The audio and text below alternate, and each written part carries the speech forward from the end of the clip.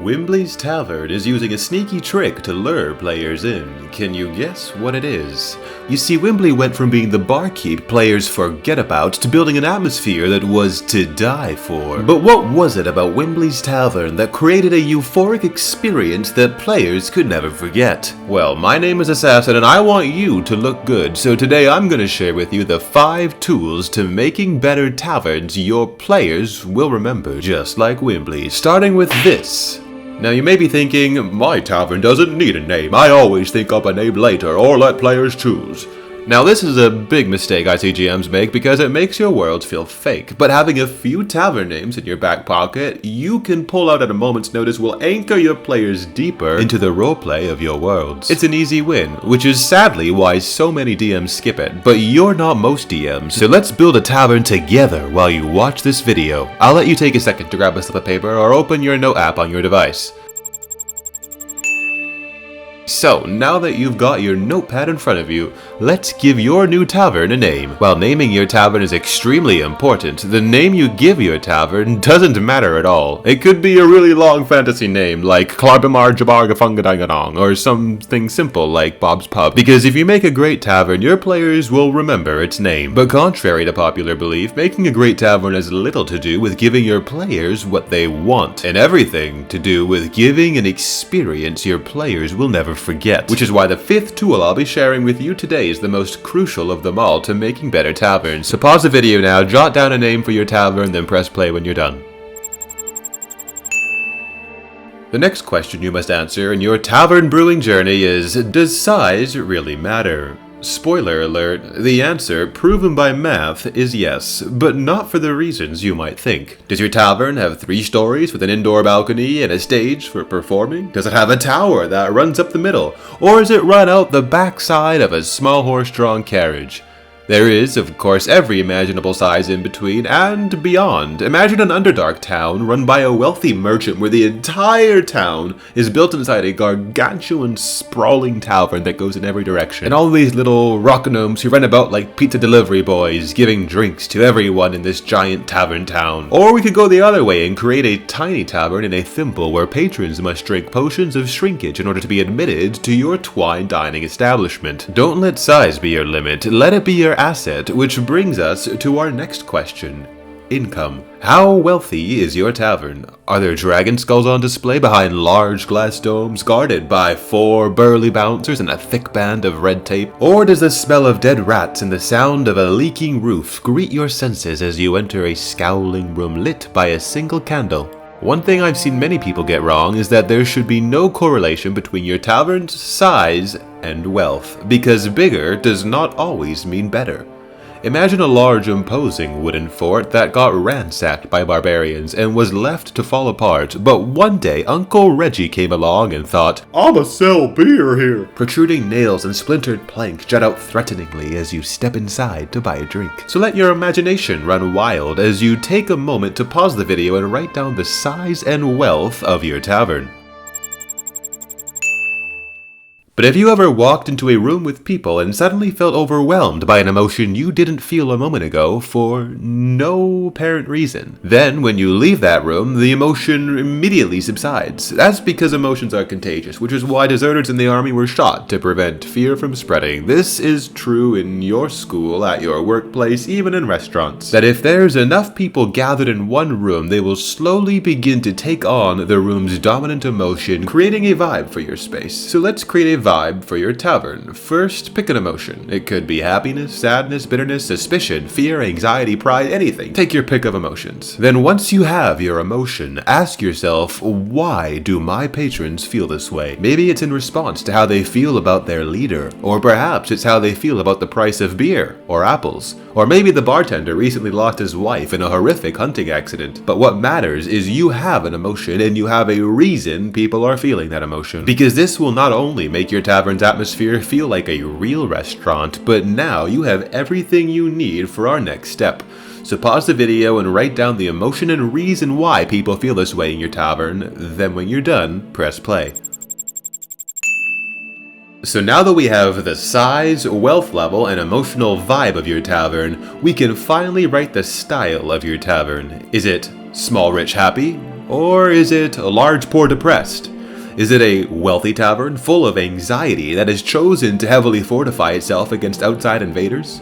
Or is it a mom and pop shop somewhere in the Summerberry Woods who love and accept all types of people and occupations in their humble tavern, woohoo, except for adventurers, of course? Take a moment to look at the building blocks you have written down up to this point and combine them all together to write the visual style of your tavern. This doesn't have to be more than 2 to 3 sentences, so just keep it short. Pause the video, and once you've given a brief visual description of your tavern, press play.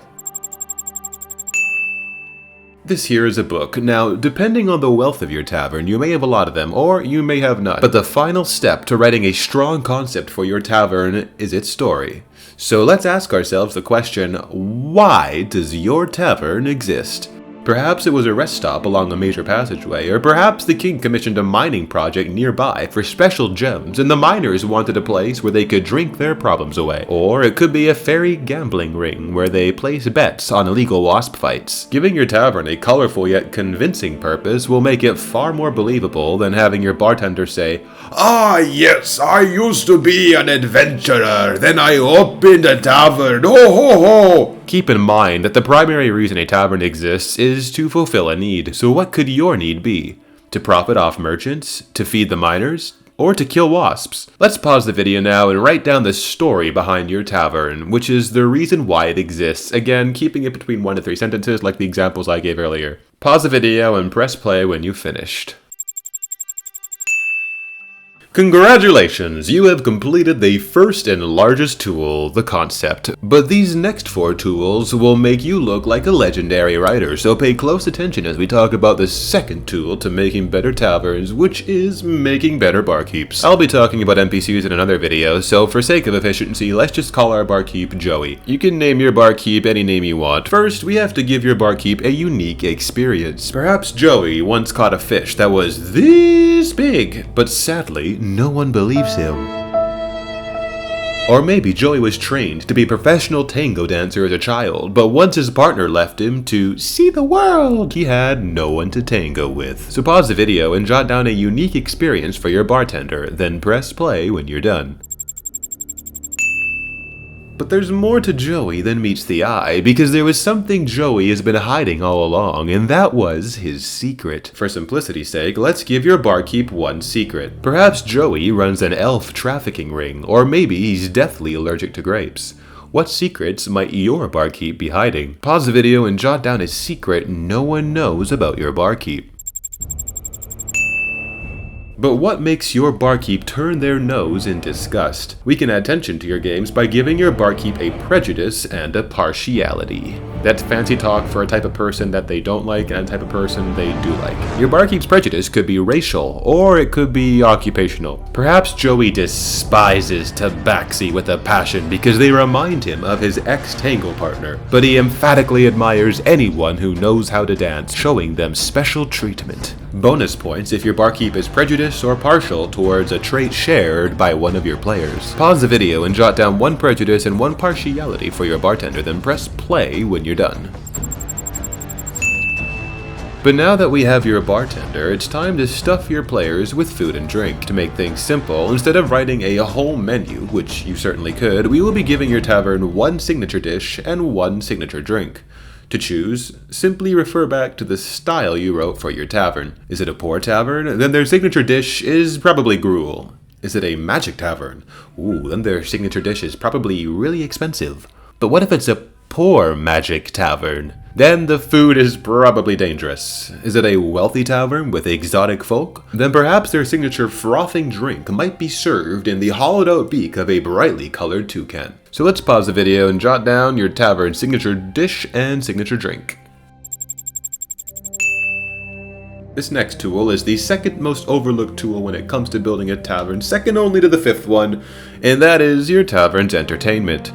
There are 6 types of entertainment your tavern can offer your players, but what most DMs forget is that even the poorest of taverns can sport entertainment. You just have to be clever with the way you present it. The first type of entertainment is dance. This could be a performer dancing on stage, or it could be the patrons themselves joining in a happy jig. While the ballet performer may be seen at a wealthy tavern, any old tavern can host salsa Sundays and get the whole town involved. That to me sounds like a good time, at least for someone in your homebrew world.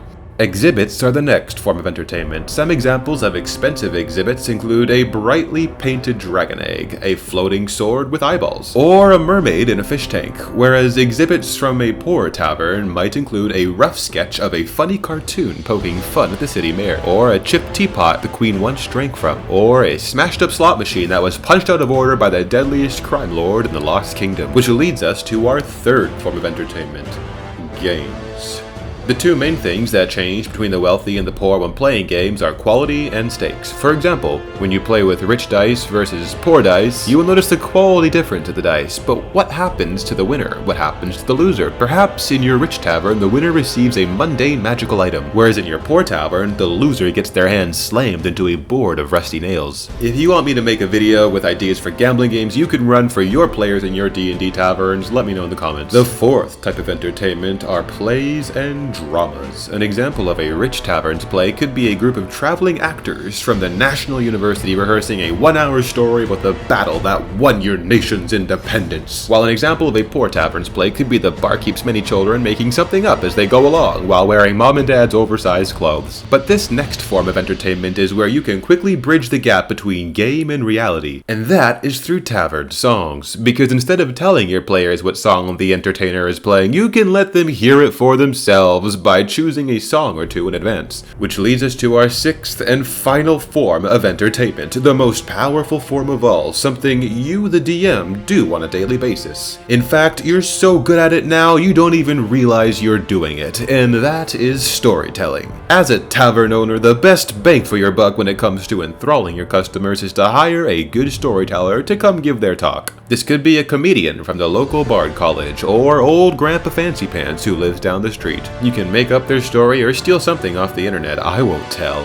But of these 6 forms of entertainment, which ones will your tavern offer your players? Take a moment to pause the video and write down up to 3 specific forms of entertainment your tavern will cover, like tango dancing, or Duck Duck Bruce, or a specific song everyone knows by Hans Zimmer. You get the idea. Press play once you've written your tavern's entertainment down. Congrats, my friend, you have made it to the 5th and final tool, which also happens to be the favorite of my players, so pat yourself on the back and get ready to let your imagination run wild, because we're going to cover the other services. Not all taverns have these, not all taverns should have these, but I like to cherry pick a few ideas from this section for each of my taverns, so that no 2 taverns are the same, but each stays unique and memorable, giving my players an experience of discovery each time. So what services should your tavern have to offer? I'm glad you asked. Let's start with accommodations. Perhaps your players need a place to sleep. Perhaps this tavern's got their back. Perhaps it doesn't. Perhaps your players are forced to sleep outside in the cold.